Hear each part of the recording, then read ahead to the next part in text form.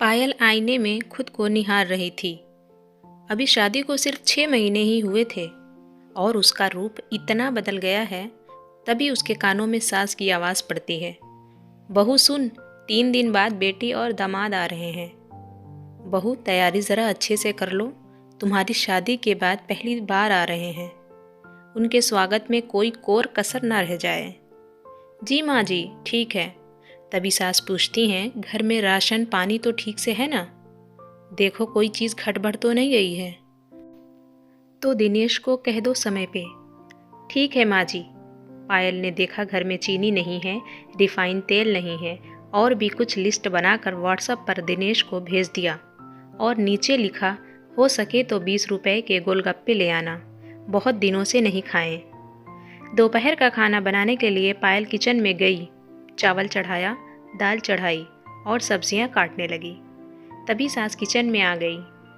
सब्जी क्या बना रही हो? बहू बोली, पालक साग सब्जी और चोखा माँ जी। ठीक है, लेकिन साग पहले उबाल लेना और आलू का कच्चा चोखा बनाना, भूनना नहीं, उसमें बहुत तेल खर्च होता है। जी माँ जी, उदास होकर पायल ने कहा। जिन 5-6 महीनों में पायल ने सास को बहुत अच्छी तरह से पहचान लिया था, जो दिखावे में तो पूरा जीती हैं, पर खाने पीने में एकदम कंजूस। वश चले तो बिना तेल के भी सब्जी बनवा ले। याद है जब नया नया उसने किचन संभाला था तो उसने आलू गोभी की सब्जी बनाई थी और खीर बनाई, साथ में कहा कि माँ जी पूरी बना लूं? देखूं तो क्या सब्जी बनाई है तुमने। और जैसे ही कढ़ाई में ढक्कन उठाकर सब्जी देखा तो चीखते हुए बोली, सब्जी में इतना तेल, तुम्हारा दिमाग तो ठीक है ना? डिब्बे का पूरा तेल आज की सब्जी में ही डाल दोगी? तुम तो भट्टा बैठा दोगी बहू हमारा, और कह रही हो कि पूरी भी तलोगी। पूरी का तेल तो सब्जी में उड़ेल दिया है तुमने। और उस दिन से आज तक उसकी सास किचन में तेल मसाले और लगभग हर सामान एकदम नपातुला ही रखती हैं, लेकिन तेल पर तो उनकी कड़ी नज़र रहती है। उसने कई बार पति से शिकायत की, माँ जी बहुत कंजूसी से खाना बनवाती हैं, पर उसके पति को इस बात से बहुत ज़्यादा फर्क नहीं पड़ता था, क्योंकि वो इसी माहौल में बड़ा हुआ था और अब नौकरी कर रहा था तो बाहर से ही अपनी पसंद की चीज़ें खा कर आता था। उसने कितना भी कहा पर उसने एक बार भी माँ से पूछना गवारा नहीं किया और कहा, अच्छा मैं कभी कभी बाहर से कुछ ला दिया करूँगा। 1-2 महीने तो उसने किसी तरह काम चलाया, पर कभी तो किसी किसी सब्ज़ी में थोड़ा अधिक तेल डालकर बनाने का मन करता है ना। बस सास शुरू हो जाती, तेल क्या तुम्हारे मायके वाले ला कर देते हैं? तो इतना तेल सब्ज़ी में डाल देती हो। पूरियाँ तो बनाने के नाम से ही बवाल मचा देती थी। घर में ससुर जी के जन्मदिन पर ही घर में आखिरी बार पूरी बनी थी। बहुत होता तो कहती पराठे बना लो। एक आध बार सास से बहस भी हो गई थी, मगर सास तो सास थी, ज़रा ना बदली। और इसका कारण यह भी था, ना तो ससुर जी और ना उसका पति कभी विरोध में बोलते, क्योंकि दोनों बाहर से कुछ ना कुछ खाकर आ जाते, तो उनकी खाने की इच्छा पूरी हो ही जाती। अब पिसने के लिए घर में पायल ही थी और पति तो साथ दे ही नहीं रहा था। 5-6 महीने पहले जब पायल शादी करके आई थी तब एकदम गुलफुल और प्यारी सी लगती थी। स्किन की रौनक भी कम हो गई थी और अब तो कमजोरी भी महसूस हो रही थी। उसने सोच लिया था मायके में जाकर कहूँगी, मगर इससे पहले ही ननद नंदोई के आने की खबर आ गई। उसने किचन और घर पूरी तरह से साफ कर लिया। घटे बड़े सामान की लिस्ट दिनेश को दे दी।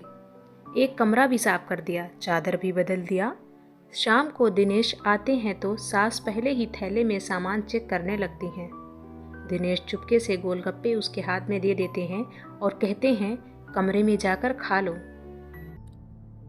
पर पायल अब सास से छुपाकर नहीं खाना चाहती। क्या उसका इतना भी अख्तियार नहीं इस घर में कि अपनी पसंद से गोलगप्पे खा सके? और जानबूझकर सास के सामने गोलगप्पे की थैली सामान की थैली के पास रख देती है। सास को जैसे ही गोलगप्पे की गंध लगती है, बस शुरू हो जाती है, बहुत चटोरी हो तुम, जीभ बहुत पतला है तुम्हारा। अगर ऐसे ही खर्च करती रही तो पैसे कैसे बचेंगे? कभी पैसा नहीं होगा तुम्हारे पास। तो पायल कहती है, माँ जी, इंसान बिना खाए बचे तब तो पैसे काम आएंगे ना। और उनके सामने ही गोलगप्पे खाने लगती है। छुपाना क्यों है? उसने मन ही मन सोचा। अब चीज़ें उसके बर्दाश्त से बाहर है। भला खाने पर इतनी सख्ती रखेंगी तो उसका स्वास्थ्य खराब हो जाएगा और कहीं कुछ हो जाए ना। बेटी दामाद आने के एक दिन पहले सास पूरे घर का मुआयना खुद से करती हैं और रात को बहू से कहती हैं, तुम सो जाओ। अगली सुबह जब पायल उठती है और किचन में काम करने जाती है तो देखती है सब्जी की टोकरी में हरी सब्जी भरी है। किचन के सभी छोटे छोटे डिब्बे हटे हुए हैं और बड़े बड़े डिब्बों में भर भर कर सभी दाल, बेसन, मैदा, सूजी और ज़रूरत के सभी सामान रखा हुआ है। बड़े डिब्बे में सामान है, छोटा डिब्बा सब गायब है। और 1 लीटर सरसों तेल और 1 लीटर रिफाइंड तेल रखा हुआ है।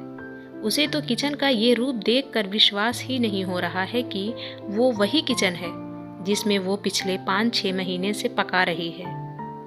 सासू माँ का यह महान रूप देखना अभी बाकी ही था। उसे तो पता ही नहीं था कि उसकी सास अंदर से इतना दोहरापन लिए हुए हैं। मगर सास ससुर कहीं दिखाई नहीं दे रहे हैं। वो चाय चढ़ा दी। वो देखती है सास हाथ में 2 किलो पनीर लेकर आ रही हैं। मन ही मन उसकी चीख निकल गई।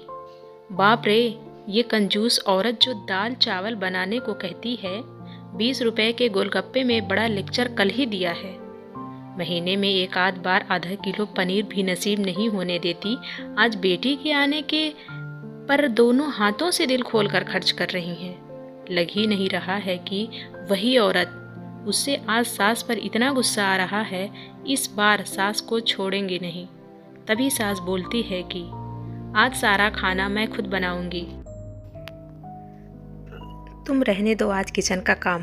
अब तो पायल को भी देखना है कि आखिर सास करती क्या है। 1 बजे के आसपास दामाद और बच्चे आने वाले हैं। वो घर के दूसरे काम निपटाने लगती है। दामाद बेटी समय से आ जाते हैं, फिर शुरू होता है खाने का दौर। सास ने पहले ही सब खाना टेबल पर सजा दिया है।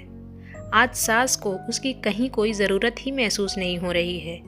फ्रेश होने के बाद दामाद बेटी खाने के लिए बैठते हैं तो दामाद कहते हैं, बहू आने के बाद भी मम्मी क्यों खाना परोस रही हैं?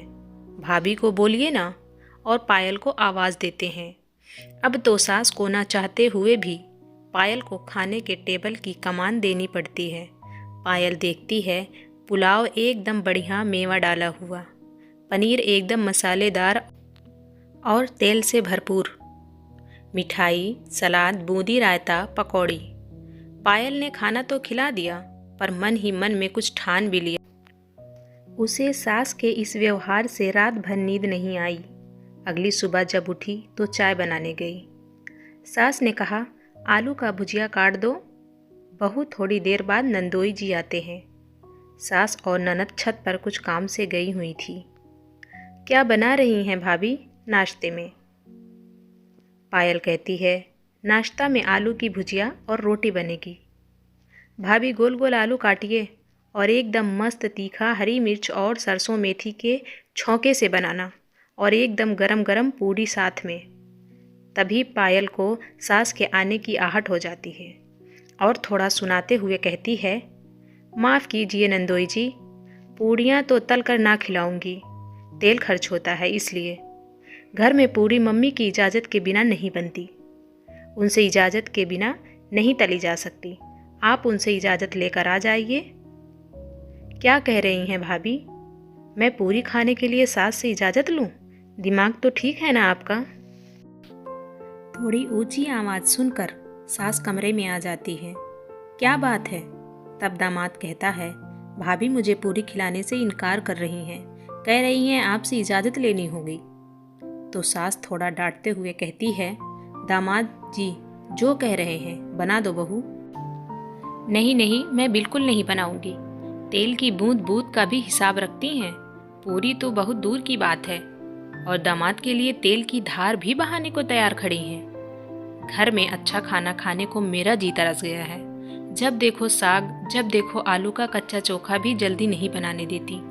और बेटी के लिए 56 भोग लगा रही हैं। दामाद देवता हैं कि उसकी आरती उतार रही हैं, और मैं गली का कुत्ता हूँ कि जैसा तैसा खाकर भी जीने को मजबूर करके रखा हुआ है। बहू चुप हो जाओ। दिनेश, अपनी बीवी को संभालो, वरना मुझसे बुरा कोई नहीं होगा। दिनेश ने जैसे ही पायल से कुछ कहना चाहा, तुम तो चुप ही रहो, खुद बाहर से खाकर आ जाते हो और अपना पेट आत्मा तृप्त रहता है, तो कभी मेरे लिए माँ से कुछ कहा नहीं और आज बोलोगे। दामाद के सामने सास की पोल पूरी तरह खुल गई। दामाद कहता है, सासू माँ, मैंने कभी नहीं सोचा था आप बहू को खाने के लिए तरसा देंगी। अरे आदमी खाने के लिए ही काम करता है। आपकी बेटी को तो हम नहीं तरसा रहे। 2 बच्चों की माँ होकर भी आपकी नई बहू से स्वस्थ है। अगर अपना व्यवहार नहीं बदलेंगी तो घर में 2 चूल्हे जलने में देर नहीं लगेगी। भाभी जी की कोई गलती नहीं है।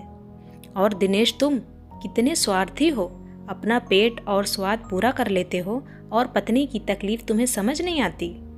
मुझे तुमसे यह उम्मीद न थी। पायल की सास उसे गुस्से से घूर घूर कर देख रही थी और पायल भी उन्हें अर्थपूर्ण नज़रों से देख रही थी। अब आपकी किचन की गंदी राजनीति नहीं चलेगी सासू माँ।